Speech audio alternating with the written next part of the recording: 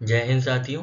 इस सीरीज़ में जो वीडियो सीरीज़ चल रही है, इस वीडियो में हम लोग यूपी पुलिस में जो 25 अगस्त को पहली शिफ्ट हुई है उस एग्ज़ाम के जीएस जीके और करंट अफेयर्स रिलेटेड क्वेश्चन देखेंगे। उसको प्रूफ के साथ देखेंगे ताकि आपको कोई भी संदेह ना रहे, आपके स्टेटस में, आपकी तैयारी में कोई भी संदेह ना रहे कि आप क्वालिफाई कर रहे हैं या नहीं कर रहे हैं। ठीक है, तो हम लोग शुरू करते हैं।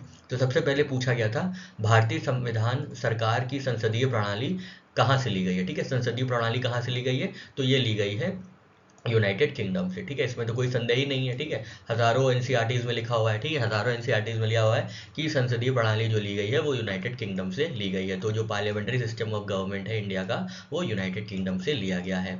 नेक्स्ट आपसे पूछा था एमपीसी का पूर्ण रूप। तो एमपीसी का पूर्ण रूप क्या होता है, monetary policy committee. MPC RBI की मॉनेटरी पॉलिसी कमेटी है जो इन्फ्लेशन रेट कम करने में, इन्फ्लेशन रेट को 2 से 6% के बैंड में कम करने की कोशिश करती है, इसी रेंज में रखने की कोशिश करती है मॉनेटरी पॉलिसी कमेटी। इसका आंसर डी होगा। विनय पिटक पुस्तक किससे संबंधित है, तो विनय पिटक किससे संबंधित है, विनय पिटक तो ये संबंधित है बुद्धिस्ट से थी। ये देखिए ब्रिटानिका की वेबसाइट है यहाँ पे, वैसे तो एनसीईआरटी में भी दिया हुआ है। ठीक है, विनय पिटक किससे रिलेटेड है, तो बुद्धिस्ट से रिलेटेड है। ठीक है, बौद्ध संघ के ये नियम है। ठीक है, बौद्ध संघ के ये नियम है। नेक्स्ट आपसे पूछा गया सितंबर 2016 में के समाप्त तिमाही में भारत का सकल घरेलू उत्पाद कितना था। सकल घरेलू उत्पाद कितना था, तो आपसे जीडीपी पूछा गया था सितंबर 2016 का। बाप रे, 6-8 साल पुराना। ठीक है, तो इसका सही आंसर है 7.3। ये देखिए 7.3 था। ठीक है, 7.3% था, इसका सही आंसर होगा।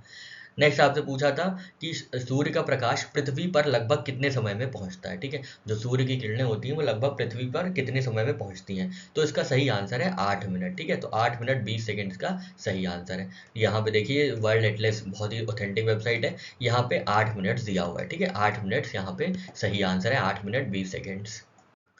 अगला क्वेश्चन आपसे पूछा गया था जीडीपी डेटा की गणना और जारी करने के लिए कौन सा भारतीय संगठन जिम्मेदार है। तो रिजर्व बैंक तो नहीं है, सेबी भी नहीं है, वित्त मंत्रालय भी नहीं है, तो बचा क्या, एनएसओ, नेशनल स्टैटिस्टिकल ऑफिस, राष्ट्रीय सांख्यिकी कार्यालय। ठीक है, राष्ट्रीय सांख्यिकी कार्यालय, जिसको पहले केंद्रीय सांख्यिकी कार्यालय के नाम से जाना जाता था, सीएसओ के नाम से जाना जाता था, अब नाम चेंज करके एनएसओ रख दिया गया है। ठीक है, तो ये इसका सही आंसर है, ऑप्शन बी। ठीक है, फिर आपसे पूछा गया था कि क्राइम एंड पनिशमेंट पुस्तक के लेखक कौन है। तो क्राइम एंड पनिशमेंट ये लेखक है, ये देखिए फ्योदोर दोस्तोयेव्स्की। ठीक है, फ्योदोर दोस्तोयेव्स्की ने लिखी है क्राइम एंड पनिशमेंट।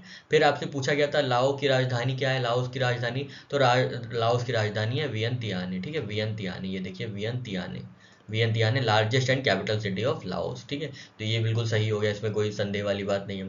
फिर आपसे पूछा गया था which organization is responsible for smooth and predictable trading across the nations. ठीक है, कौन सा संगठन राष्ट्रों में सुचारू और पूर्व अनुमानित व्यापार के लिए जिम्मेदार है। ठीक है, ठीक है, पूर्व अनुमानित व्यापार के लिए जिम्मेदार है, तो वो कौन है, वो वर्ल्ड ट्रेड ऑर्गेनाइजेशन है। ठीक है, विश्व व्यापार संगठन जो है सुचारू और पूर्व अनुमानित व्यापार के लिए जिम्मेदार है, याद रखिएगा। ये डब्ल्यूटीओ की वेबसाइट से लिया गया, तो एकदम ऑथेंटिक है। ठीक है, rules of trading between Nations. ठीक है, बिल्कुल सही है। चलिए आगे बढ़ते हैं। फिर आपसे पूछा गया था मोबाइल फ़ोन में पर जीएसटी दर क्या है भारत में। ठीक है, मोबाइल फ़ोन पे जीएसटी दर कितना लगता है, तो इसका सही आंसर है 18%। ठीक है, 18% लगता है। रेजर पे की वेबसाइट है, ये ऑथेंटिक वेबसाइट है एकदम। तो यहाँ पे इन्होंने बताया है कि अप्रैल 1 2020 से क्या लग रहा है, और ये अगस्त 2024 की ही न्यूज़ है, 2 अगस्त की न्यूज़ है, तो ऐसा भी नहीं है कि पुरानी न्यूज़ है। ठीक है, तो 18% चार्ज लगेगा। जीएसटी काउंसिल में कितने मेंबर होते हैं, तो 33 मेंबर होते हैं। ठीक है, 33 मेंबर होते हैं। अनुसंधान का पहला रिसर्च क्या है, तो अनुसंधान का पहला रिसर्च है समस्या की पहचान करना। ठीक है, पहले समस्या की पहचान करना, किसका नियम, ये सी ऑप्शन होगा। ठीक है, ये नहीं, सी ऑप्शन होगा, आइडेंटिफाइंग अ प्रॉब्लम, समस्या की पहचान करना। समस्या की पहचान करना जो है फर्स्ट स्टेप है रिसर्च का। ठीक है,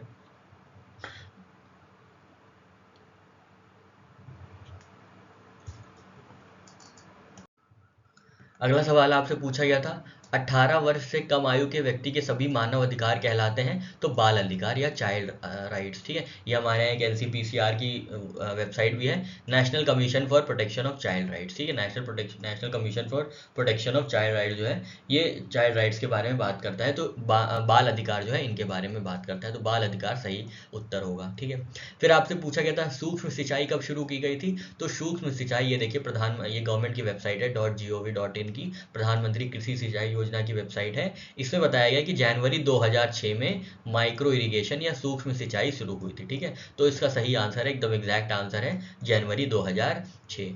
फिर आपसे पूछा गया था सोशल मीडिया पर टीबीटी का अर्थ क्या होता है। तो टीबीटी का मतलब होता है सोशल मीडिया पे थ्रो बैक थर्सडे। ठीक है, थ्रो बैक थर्सडे इसका सही आंसर होगा। टीबीटी का अर्थ होता है सोशल मीडिया पर थ्रो बैक थर्सडे। फिर आपसे पूछा गया था क्रिस्पर कैस9 प्रौद्योगिकी का उपयोग किस लिए किया जाता है।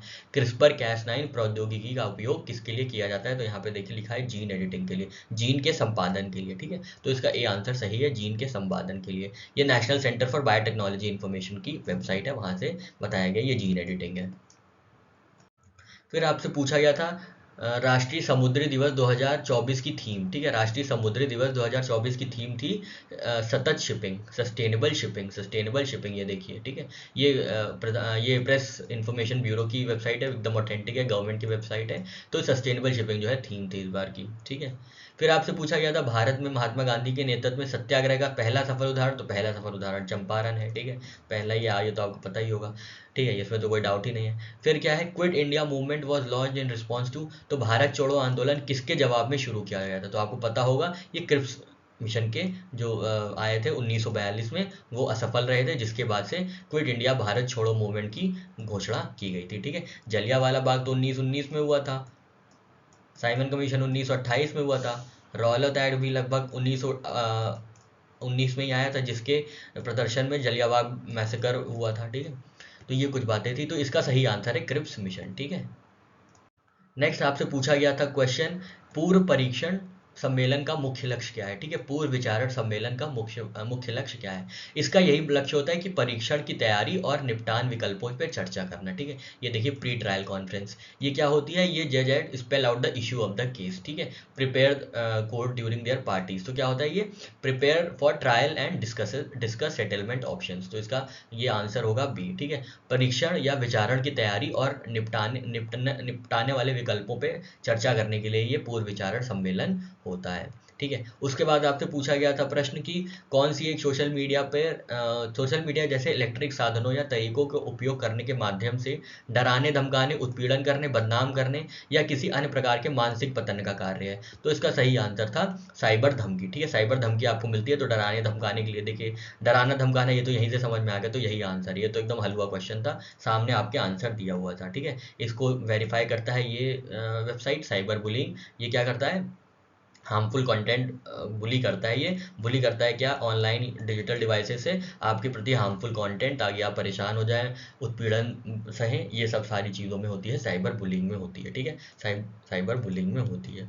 फिर आपसे पूछा गया था भविष्य की वैश्विक अर्थव्यवस्थाओं को आकार देने में आर्टिफिशियल इंटेलिजेंस की क्या भूमिका है। तो ये क्या करेंगे, ये नवाचार, उत्पादकता और आर्थिक विकास को प्रेरित करेगा। ठीक है, ये इसका सही आंसर है ऑप्शन बी। फिर आपसे पूछा गया था प्रश्न में भारतीय संविधान का कौन सा अनुच्छेद जो है नए राज्यों के गठन और मौजूदा राज्यों के क्षेत्रों, सीमाओं या नामों में परिवर्तन का प्रावधान करता है। तो मौजूदा राज्यों के क्षेत्रों, सीमाओं में अनुच्छेद जो 3 है वो काम करता है। ये देखिए लिखा है formation of new states and alteration of states. ठीक है, formation of new states and alteration of states. ठीक है, ये तो अनुच्छेद 3 जो है ये मौजूदा राज्यों के क्षेत्रों, सीमाओं और नामों को परिवर्तन करने के लिए उपयोग में आता है और नए राज्यों को गठन करने में। ठीक है, तो अनुच्छेद 3 इसका एग्जैक्ट आंसर है। उसके बाद आपसे पूछा गया था रबी की फसलें सर्दियों में अक्टूबर से दिसंबर तक बोई जाती हैं और गर्मियों में अप्रैल से कब तक काटी जाती हैं। तो ये मई तक काटी जाती हैं। ठीक है, ये लिखा है प्रेस इंफॉर्मेशन ब्यूरो ने। ठीक है, मई तक काटी जाती हैं, मई तक काटी जाती हैं, कहीं कहीं जून भी चला जाता है। अब देखिए इसका सही आंसर क्या होता है, थोड़ा सा डाइसी आंसर है इसका। ठीक है, उसके बाद आपसे पूछा गया था प्रश्न में राष्ट्रीय सुरक्षा गार्ड का उद्देश्य क्या है। ठीक है, भारत में राष्ट्रीय सुरक्षा गार्ड का क्या उद्देश्य है, तो आतंकवादी विरोधी और अपहरण विरोधी अभियान चलाना। ठीक है, आतंकवादी विरोधी और एंटी हाईजैकिंग ऑपरेशंस, अपहरण विरोधी अभियान चलाना। ये देखिए यहाँ लिखा है एंटी टेररिस्ट एक्टिविटीज़। ये एनएसजी की वेबसाइट है, गवर्नमेंट ऑफ इंडिया की, नेशनल सिक्योरिटी गार्ड की। तो इसमें दिया हुआ है आतंकवाद विरोधी और अपहरण विरोधी अभियान चलाना। फिर पूछा था आपसे अम्लीय वर्षा के लिए कौन सा पदार्थ जिम्मेदार है, ठीक है। अम्लीय वर्षा के लिए कौन सा पदार्थ जिम्मेदार है, एसिड रेन के लिए कौन से जो है सब्सटेंसेस प्राइमरीली रिस्पॉन्सिबल हैं। तो इसका सही आंसर है सल्फर डाइऑक्साइड, ठीक है, सल्फर डाइऑक्साइड। ये देखिए यहाँ पे एसिड रेन ब्रिटानिका की वेबसाइट है, यहाँ पे दिया हुआ है एमिशन ऑफ सल्फर डाइऑक्साइड, ठीक है, emission of sulphur dioxide and nitrogen oxide, ठीक है। तो ये नाइट्रोजन गैस तो होगी नहीं, क्योंकि नाइट्रोजन का ऑक्साइड होना चाहिए, तो ये गलत हो गया। कार्बन मोनोऑक्साइड नहीं होता, मीथेन नहीं होता, बचा सल्फर डाइऑक्साइड। तो सल्फर डाइऑक्साइड और नाइट्रोजन ऑक्साइड जो है अम्लीय वर्षा के लिए जिम्मेदार पदार्थ हैं, ठीक है। उसके बाद आपसे पूछा गया था कौन सा देश पवन ऊर्जा की दुनिया में सबसे बड़ा उत्पादक है। तो इसका सही आंसर है चाइना। चीन जो है सबसे बड़ा उत्पादक है पवन ऊर्जा का। देखिए विंड पावर बाय कंट्री 2024, तो सबसे ज़्यादा जो उत्पादन किया गया है पवन ऊर्जा का, वो चाइना द्वारा किया गया है, ठीक है। ये 2024 का डेटा है, एकदम लेटेस्ट डेटा है। चाइना सबसे बड़ा उत्पादक है पवन ऊर्जा का, ठीक है। उसके बाद आपसे पूछा है भारत के उपराष्ट्रपति कौन है, तो ये हैं जगदीप धनखड़ साहब, ठीक है, जगदीप धनखड़ साहब। उसके बाद आपसे पूछा गया था 2016 में हस्ताक्षरित भारत जापान नागरिक परमाणु समझौते का उद्देश्य क्या है, ठीक है। नागरिक परमाणु समझौते का उद्देश्य क्या था, तो इसका सही आंसर है असैनिक परमाणु ऊर्जा प्रौद्योगिकी हस्तांतरण और सुरक्षा मानकों में सहयोग, ठीक है। Cooperation in civil nuclear energy technology transfer and safety standards, इसका जो उद्देश्य था भारत जापान नागरिक परमाणु समझौते का, जो कि 2016 में हस्ताक्षरित किया गया था। उससे क्या होना था, उससे जो असैनिक परमाणु ऊर्जा है, सिविल न्यूक्लियर एनर्जी है, प्रौद्योगिकी हस्तांतरण है, टेक्नोलॉजी ट्रांसफर है और सुरक्षा मानकों में सहयोग, सेफ्टी स्टैंडर्ड्स में आपस में सहयोग करना इसका मुख्य उद्देश्य था। अगला आपसे पूछा गया था किसी क्षेत्र के अंदर और बाहर लोगों की आवाजाही को कहते हैं, तो इसको प्रवास कहते हैं, ठीक है, माइग्रेशन कहते हैं। कोई भी अंदर बाहर जा रहा है, कोई आ रहा है, कोई जा रहा है, तो इसको क्या कहेंगे, प्रवास कहेंगे, माइग्रेशन कहेंगे। फिर आपसे पूछा गया था अलीगढ़ मुस्लिम यूनिवर्सिटी की स्थापना वर्ष क्या है, तो ये 1920 में स्थापना हुई थी। ये देखिए यहाँ पे लिखा हुआ है, अलीगढ़ मुस्लिम यूनिवर्सिटी की वेबसाइट है ये, यहाँ पे 1920 दिया हुआ है, ठीक है। 1920 में अलीगढ़ मुस्लिम यूनिवर्सिटी की स्थापना हुई थी, ठीक है। ये वाला जो प्रश्न है थोड़ा सा हमको लग रहा है कि प्रयागराज भी हो सकता है और वाराणसी भी हो सकता है। उत्तर प्रदेश का कौन सा शहर है जहां हिंदी और संस्कृत भाषाओं में विशेषज्ञता वाले शैक्षणिक स्थानों के लिए जाना जाता है, ठीक है। तो अब ये तो नहीं पता है अभी। अगला प्रश्न देखते हैं हम लोग कि कौन से भारतीय अर्थशास्त्र कल्याणकारी अर्थशास्त्र पर अपने काम किए जाने के लिए 1998 में आर्थिक विज्ञान में नोबेल प्राइज मिला था, ठीक है। तो किसको नोबेल प्राइज मिला था 1998 में, तो अमर्त्य सेन साहब को मिला था, ठीक है। अमर्त्य सेन साहब को 1998 में नोबेल प्राइज मिला था, याद रखिएगा। ये आंसर इसका सही है, इसके पीछे छुप गया है, ये आंसर सही होगा। इसके बाद आपसे पूछा, ये देखिए डी आंसर है अमर्त्य सेन। इसके बाद आपसे पूछा था जेन आयर के लेखक कौन है, तो ये बुक है जेन आयर के लेखक हैं शार्लेट ब्रॉन्टे, ठीक है। शार्लेट ब्रॉन्टे जो है जेन आयर के लेखक थे। फिर आपसे पूछा गया था ट्विटर एक किस आधार पर फिल इन द ब्लैंक्स पर आधारित संचार मंत्र है, तो ट्विटर कैसे यूज़ किया जाता है, तो ट्विटर चैट के माध्यम से यूज किया जाता है, ठीक है। इसमें आप ईमेल नहीं भेजते हैं, ओटीपी नहीं भेजते हैं, एसएमएस नहीं भेजते हैं, इसमें आप चैट करते हैं, ट्वीट करते हैं, फिर चैट करते हैं, ठीक है। तो चैट के माध्यम से इसमें आधार होता है संचार मंच का, ठीक है। चैट जो है इनका आधार मंच है, संचार मंच है ट्विटर का। फिर आपसे पूछा गया था लिपु लेख दर्रा किस देश से साझा करता है, तो ये देखिए हिंदुस्तान टाइम्स की खबर है, लिपु लेख the past present and future of Nepal, तो नेपाल से साझा करता है लिपु लेख का दर्रा भारत, ठीक है। ये उत्तराखंड में स्थित है, उत्तराखंड और नेपाल के बीच है ये लिपु लेख दर्रा, ठीक है। उसके बाद आपसे पूछा गया था कि दक्षिण कोरिया की मुद्रा क्या है, ठीक है। दक्षिण कोरिया की जो आधिकारिक मुद्रा क्या है, तो वॉन है, ठीक है, वॉन है, ये देखिए वॉन, साउथ कोरिया की वॉन्स, ठीक है, वॉन्स, ये वॉन, ठीक है।